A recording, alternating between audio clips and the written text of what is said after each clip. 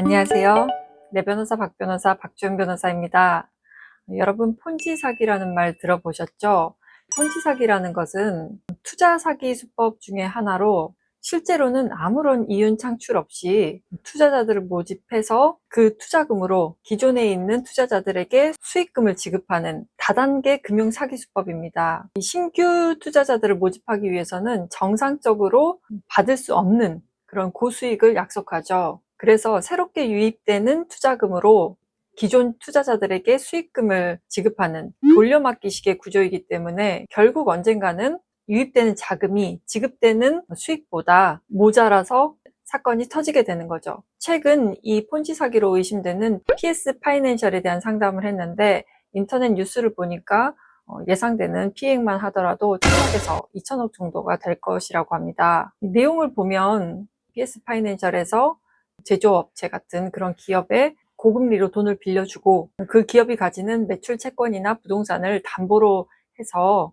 돈을 빌려주는 것인데 대출 기간을 아주 짧게 해서 연체율이나 부실률이 거의 0%다 이렇게 투자자들에게 설명을 하고 투자자들을 모집했다고 합니다. 그런데 최근 11월 말부터 고정적으로 지급하던 수익금이 지급되지 않고 회사에서 2개월 후에 지급하겠다, 또 어떤 투자자들에게는 6개월 후에 지급하겠다 이런 통보를 하니까 투자자들이 사기 피해를 입은 것으로 보고 이제 같이 고소를 하고 민사 사건을 진행하려고 하고 있는 것 같습니다. 이 PS 파이낸셜은 다른 법령에 따른 인허가를 받거나 또는 신고, 등록하지 않고 불특정 다수인으로부터 원금 보장 플러스 수익 보장한 부분에 대해서 유사수신 행위 규제에 관한 법률 위반, 그리고 실제로는 정상적인 투자금으로 사용하지 않고 돌려막기식으로 사용했기 때문에 사기죄, 또 그 피해 액수에 따라서는 특경 사기죄가 성립할 것으로 보입니다. 그럼 피해자들은 어떻게 해야 되느냐? 두 가지 방법이 있겠죠.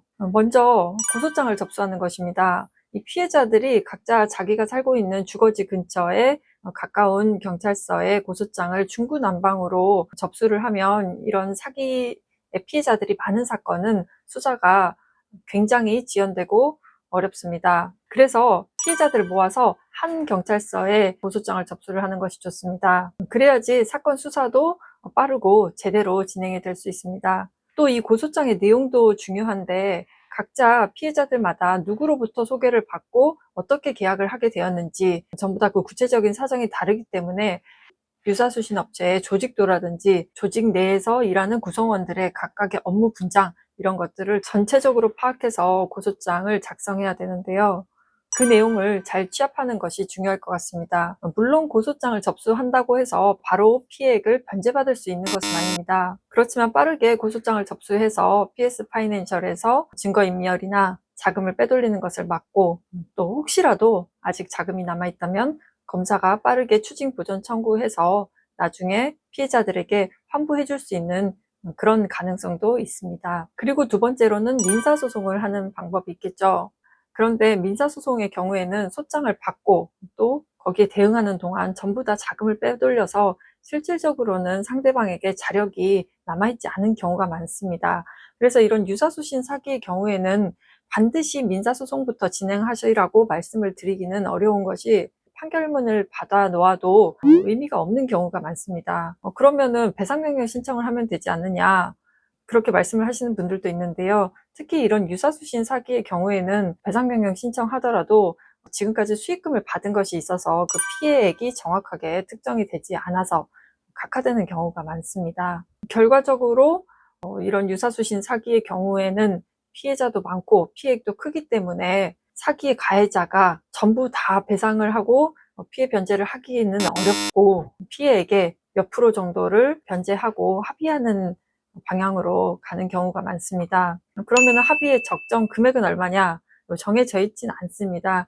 근데 보통 보면 가장 낮은 10% 정도부터 시작하는 것 같습니다. 제 댓글에 어떤 분은 배상명령 신청하다가 민사소송 시기를 놓쳤다 이런 분들도 있었는데요. 민사소송을 하지 않아서 지금 돈을 못 받는 것이 아닙니다. 민사소송을 하더라도 당연히 판결문을 받아낼 수는 있겠죠. 이것만으로 나에게 어떤 위안이 된다, 그러면 민사소송을 바로 진행하시는 것이 맞지만 민사소송을 하지 않았을 때 불안감은 그저 불안감입니다. 민사소송을 하더라도 받을 수 있는 가능성이 굉장히 낮기 때문에 선택적으로 진행하시는 것이 좋을 것 같습니다.